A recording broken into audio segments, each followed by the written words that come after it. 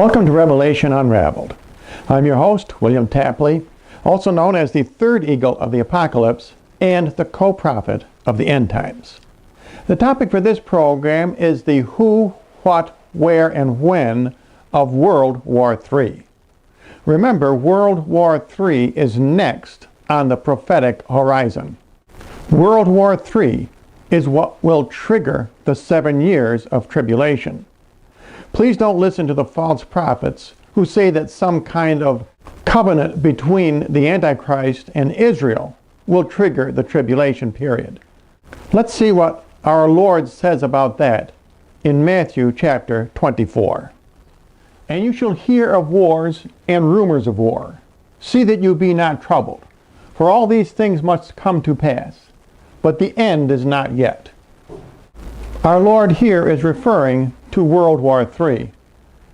And World War III will trigger the 7 years of Great Tribulation. Remember, our Lord says that these things which he is talking about here are the beginnings of sorrows, and the sorrows is the tribulation. Daniel will answer almost all of our questions about the who, what, where, and when of World War III in his chapter number 11, as he writes. And at the time of the end, now that's the time we're living in now, shall the king of the south is Barack Obama, because he came from Kenya, which is due south of Jerusalem, shall push at him. The him is the king of the north, who is the premier of Russia, and Moscow is due north of Jerusalem. And the king of the north, that is the premier of Russia, shall come against him, that is the President of the United States, like a whirlwind. Now the whirlwind indicates air power, both planes and missiles. And Daniel continues, with chariots and with horsemen and with many ships. Certainly Russia has a great navy. And he shall enter into the countries, that is the premier of Russia, shall enter into America and England, and shall overflow and pass through. In the book of Revelation, St. John also talks about World War III, which he describes as between the Whore of Babylon, which represents England and America, and the scarlet beast she rides, which represents international communism. Let's look at chapter number 17. And the 10 horns on the beast shall hate the harlot. The 10 horns represent all the leaders of the world. And as we know, most of the world does hate America. And shall make her desolate and naked, and shall burn her flesh. Certainly a nuclear war would cause the burning of people's flesh. And shall burn her with fire. This is one more description in the Bible about World War III. And in Revelation 9 verse 15, St. John writes, and the 4 angels were loosed for an hour, day, month, and year, for to kill the 3rd part of man. Now this refers to the second phase of World War III. This refers to the invasion of Europe by the kings from the east.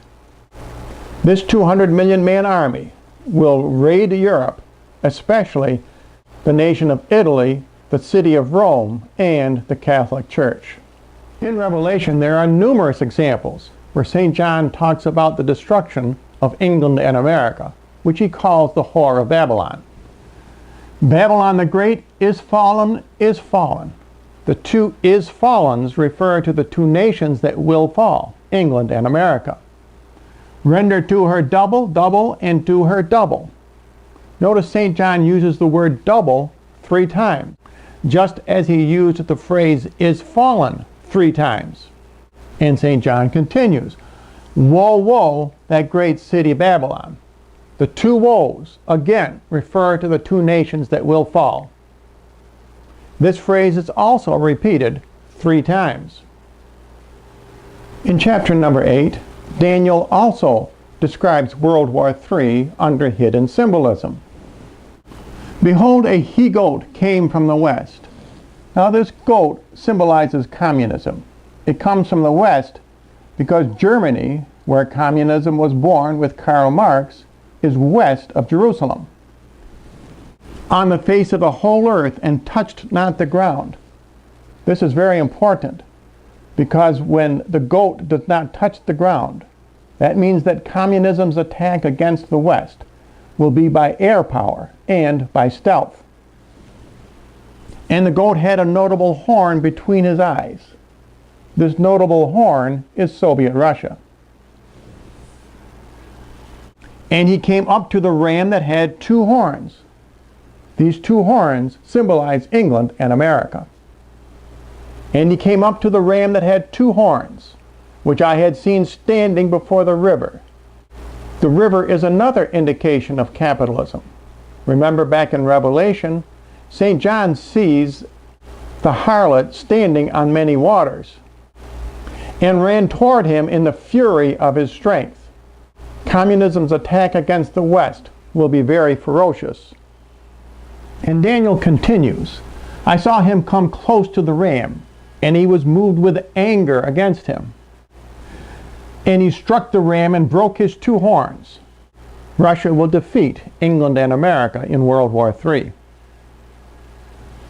And there was no power in the ram to withstand him, and he trampled upon him. Now Daniel foretells this destruction of Western civilization in his chapter number 4, when he analyzes the dream of King Nebuchadnezzar. And the king saw a watcher, a holy one, coming down from heaven, saying, cut the tree down. This cutting of the tree down is World War III. And destroy it, yet leave the stump in the earth with a band of iron and brass.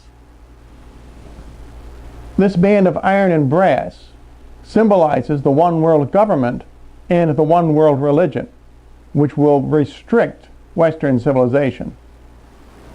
And let its portion be with the beasts of the field till 7 times pass over it. The beasts refer to the 3 beasts in Revelation: the beast from the abyss, the beast from the sea, and the beast from the earth.